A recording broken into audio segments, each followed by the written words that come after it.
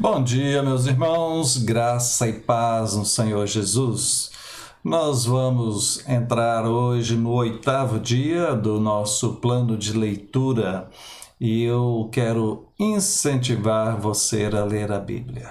Nós precisamos conhecer aquilo que é a palavra do nosso Deus. É isso que vai trazer fé e esperança, sabedoria a todos nós. Então, leia, estude a sua Bíblia, tá bom? O nosso esquema, você lê na sua própria Bíblia.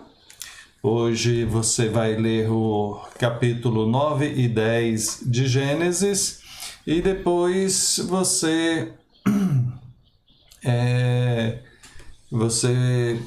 ouça o devocional, tá bom? Então, eu quero destacar algumas partes, eu não faço toda a leitura, né? Eu só destaco algumas partes. Quero destacar aqui, né? Entrando no capítulo 9, ele fala a respeito da aliança de Deus com Noé. Abençoou Deus a Noé e a seus filhos, e lhes disse: sede fecundos, multiplicai-vos, enchei a terra. Então, nós observamos a história de Noé já partindo para o seu final. Deus o abençoa. Verso 9: eis que estabeleço a minha aliança convosco e com a vossa descendência. Lembre-se que todas as demais pessoas foram exterminadas com o dilúvio, sobrou apenas Noé e sua família, sua esposa, seus 3 filhos com as esposas deles. Verso 12: disse Deus: este é o sinal da minha aliança que faço entre mim e vós. Verso 13: porei nas nuvens o meu arco, será por sinal da aliança entre mim e a terra. As águas não mais se tornarão em dilúvio para destruir toda a terra. Então Deus coloca esse arco, que é o arco-íris que nós conhecemos, e de vez em quando ele aparece, né? Geralmente após uma chuva ou quando a ciência já explica hoje, né? É o reflexo da luz nas moléculas de água que ficam no ar e criam aquele efeito luminoso, colorido. Bom, é uma explicação científica, mas a ciência não consegue explicar todos os detalhes do porquê disso. E mesmo que se explique, uma coisa é explicar como que aquilo é. Por exemplo, nós sabemos a água, H2O, né? Mas quem criou a água? Foi Deus. Quem criou a terra? Foi Deus. Quem criou o mundo e tudo que existe? Foi Deus. Quem criou o arco-íris? Foi Deus.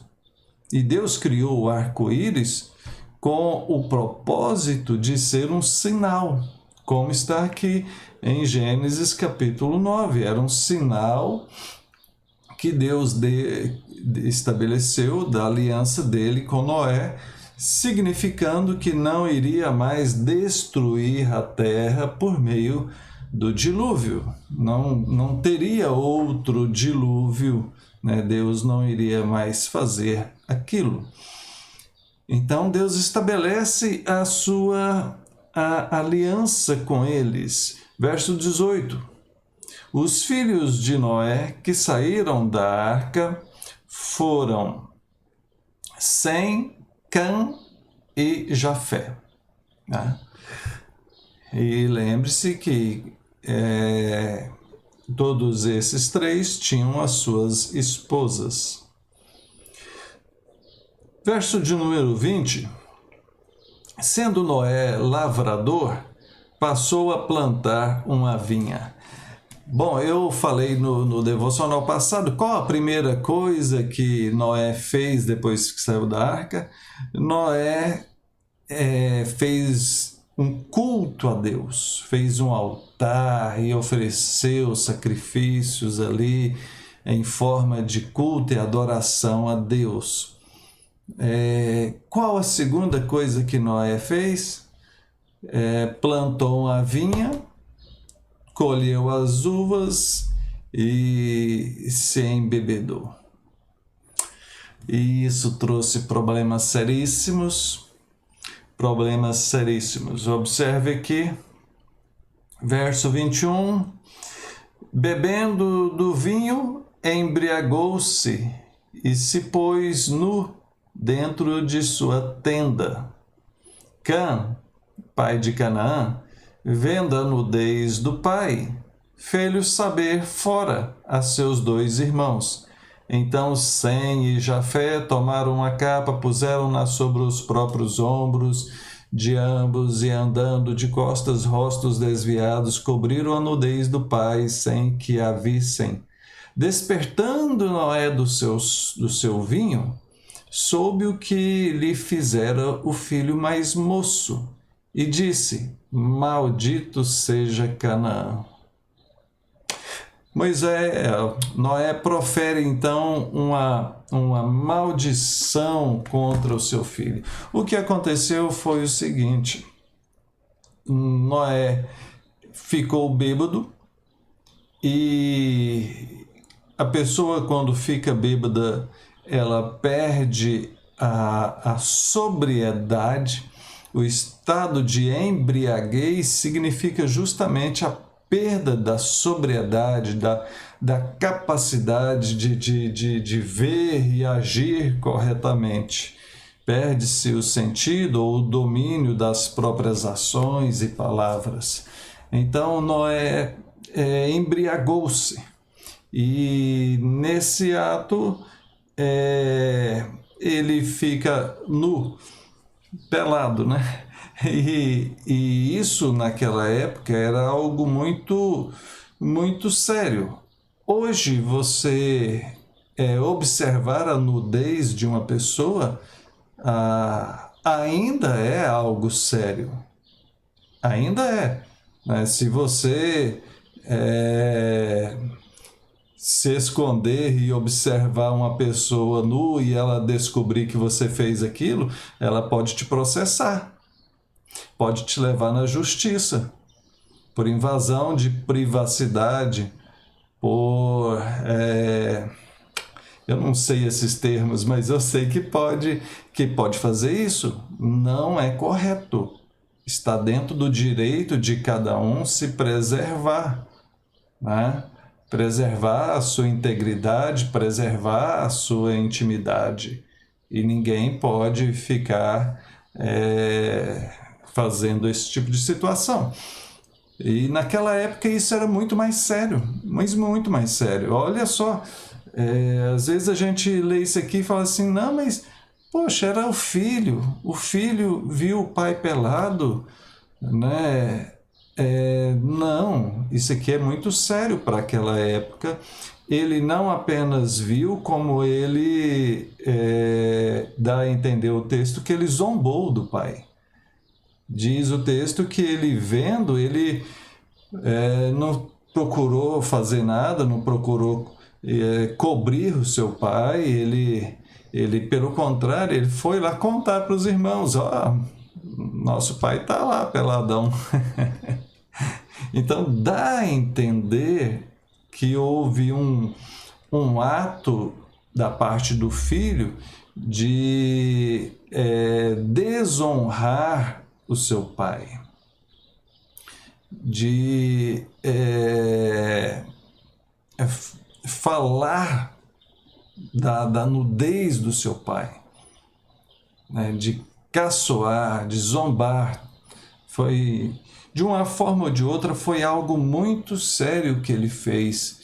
Tanto era sério que o texto mostra que os outros 2 filhos, eles pegam um grande pano, né, uma grande capa, colocam sobre si os dois escondidos, andando de costas, vão até lá para não poderem ver o pai e jogam o pano em cima e tampam ali o seu pai para que eles não conseguissem ver e mais ninguém visse. Era o que Cã deveria ter feito, né? Por isso, então, depois Noé abençoa os outros dois filhos, o Sem e o Jafé, e amaldiçoa o Cã pelo que fez.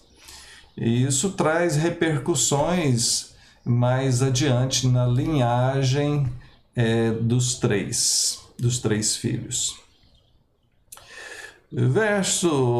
Capítulo 10, verso 1, são estas as gerações dos filhos de Noé, Sem, Cã e Jafé, e nasceram-lhes filhos depois do dilúvio.